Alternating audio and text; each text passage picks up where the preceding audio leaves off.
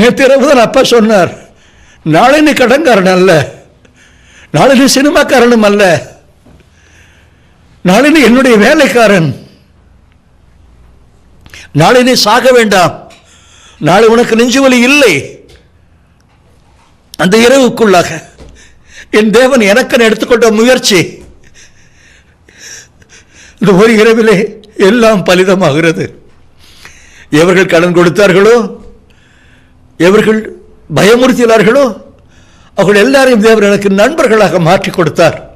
ஒரு நாள் இரவிலே நடந்த அதிசயம், அதிசயமானவராலே, அவராலே, இயேசுவாலே கூடி வந்தது. அந்த சகோதரன்மார் தயாரிப்பாளர்களையும் விநியோகர்களையும் பார்த்து சொல்லுகிறார்கள், இந்த விஷயத்தை நாங்கள் வீட்டிலேயே முடித்துக் கொண்டிருக்க முடியும், ஆனாலும் நீங்கள் நம்ப மாட்டீர்கள்.